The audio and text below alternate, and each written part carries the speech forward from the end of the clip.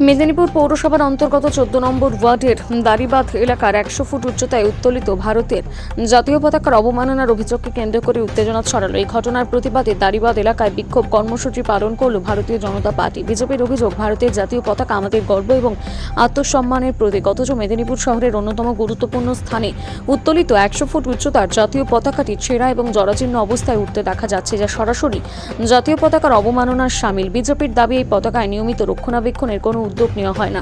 দলের পক্ষ থেকে আরও অভিযোগ করা হয়েছে, শুধুমাত্র স্বাধীনতা দিবস ও প্রজাতন্ত্র দিবসের মতো জাতীয় উৎসবের সময় জাতীয় পতাকার দিকে নজর দেওয়া হয়, বাকি সময় সারা বছর অবহেলিত অবস্থায় পড়ে থাকে পতাকাটি, যা একজন ভারতীয় নাগরিক হিসেবে অত্যন্ত লজ্জাজনক এবং দুঃখজনক বলে দাবি বিজেপির।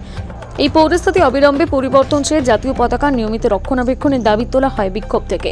একই সঙ্গে দ্রুত ব্যবস্থা না নিলে বৃহত্তর আন্দোলনে নামার হুঁশিয়ারি দেওয়া হয় বিজেপির পক্ষ থেকে। এই বিষয়ে মেদিনীপুর পৌরসভার চেয়ারম্যান পৌরপিতা সৌমেন খান সংবাদ মাধ্যমকে জানান, বিষয়টি তার নজরে এসেছে। এদিন তিনি আর কি বললেন শোনাবো।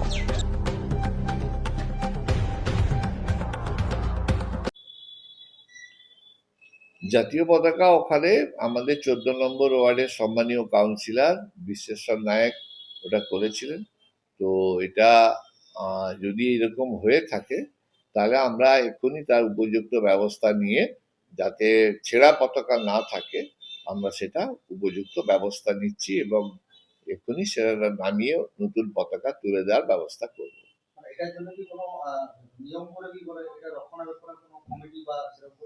এটা কাউন্সিলর করেন, আমরা সহযোগিতা করি। কোনো অসুবিধা হলে সেটাকে আমরা মেনটেন করি, ছিঁড়ে গেলে বা লাইট যদি অফ হয়ে থাকে সেগুলো ঠিক করে দিই পৌরসভা থেকে। হ্যাঁ, এক্ষুনি করে দেওয়া হবে। আমরা সেটা আমাদের নজরে আসেনি বা আমাদের কাছে কোনো সংবাদপত্র এটা বলছেন, তার জন্য ধন্যবাদ। আমরা এক্ষুনি সংশোধন করিয়ে নেব। জাতীয় পতাকাকে সম্মান জানানো বা রক্ষা করার দায়িত্ব প্রতিটি নাগরিকের। তো সেখানে জাতীয় পতাকা অসম্মানিত হবে।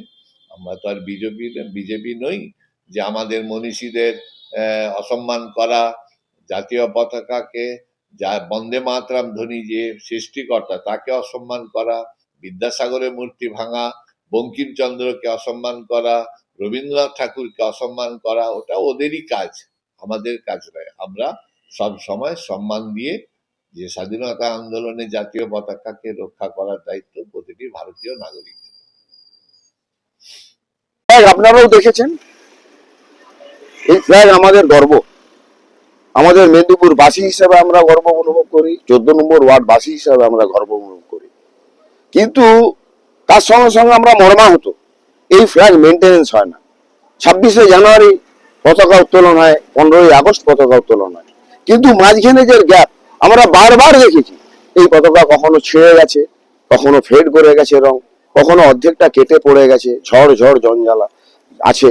আমরা জানি এই মেনটেনেন্সের দায়িত্বে আছে মেদিনীপুর মিউনিসিপ্যালিটি।